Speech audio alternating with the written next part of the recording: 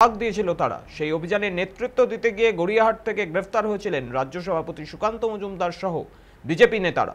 সারা রাত বসেছিলেন লালবাজারের সেন্ট্রাল লকআপে। ব্যক্তিগত বন্ডে জামিন নিতে নারাজ সুকান্ত মজুমদার। রাতভর সেখানেই কাটানোর পর রবিবার সুকান্ত মজুমদার লকআপ থেকে বেরিয়ে বললেন, এবার বিজেপি কর্মীদের গ্রেফতার করা হলে কেউ ব্যক্তিগত বন্ডে জামিন নেবেন না। লালবাজার থেকে বেরিয়ে সংবাদ মাধ্যমের মুখোমুখি হয়ে কেন্দ্রীয় মন্ত্রী সুকান্ত মজুমদার বলেন, তারা 32 জন নেতা ছিলে জামিন প্রত্যাখ্যান আন্দোলন শুরু করলেন। এরপর পশ্চিমবঙ্গের যেখানেই বিজেপির কর্মকর্তারা গণতন্ত্রের জন্য আন্দোলন করতে গিয়ে গ্রেফতার হবেন, সকলেই জামিন প্রত্যাখ্যান করবেন।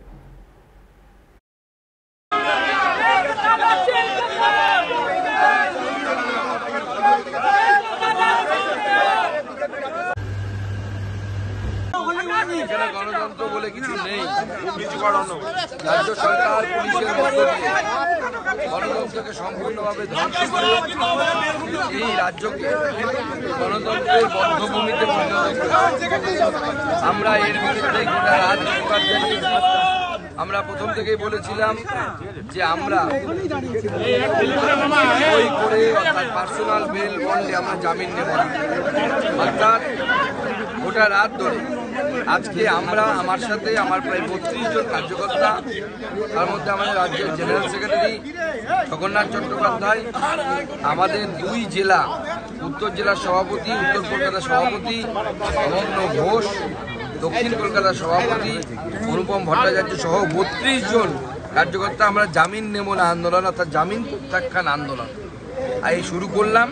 এরপরে পশ্চিমবঙ্গের যেখানে ভারতীয় জনতা পার্টির কার্যকর্তারা এইভাবে গণতন্ত্রের জন্য আন্দোলন করতে গিয়ে যেখানে গ্রেপ্তার হবে, আমরা এই জামিন নেব না বা জামিন প্রত্যাখ্যান আন্দোলন করব।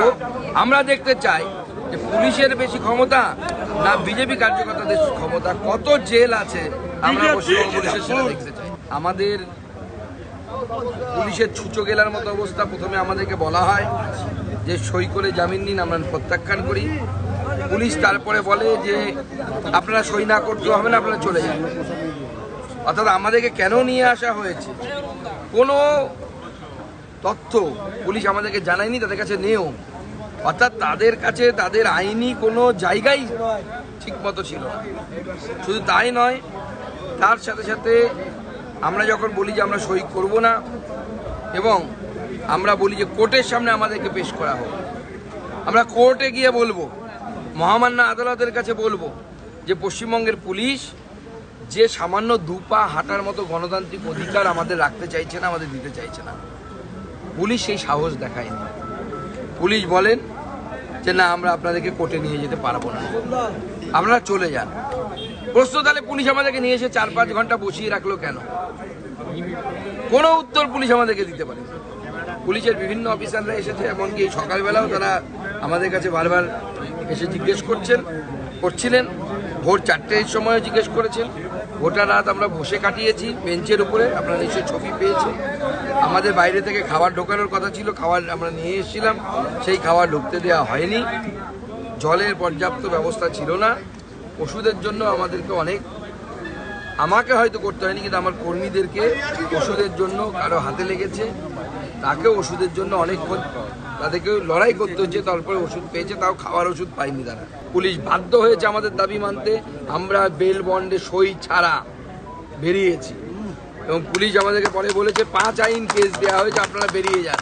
কিন্তু আমরা আমাদের শর্ত মতো বেরিয়েছি, আমরা আমাদের কথা মতো বেরিয়েছি।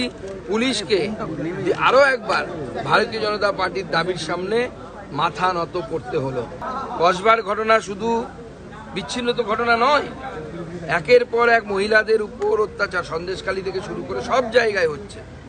এবং তারপরে 8 মাসের ব্যবধানে 2টি শিক্ষা প্রতিষ্ঠানের মধ্যে ভেতরে এই ধরনের রেপ এবং একটিতে মার্ডার আর একটিতে রেপ বা গণধর্ষণের মতো ঘটনা ঘটল।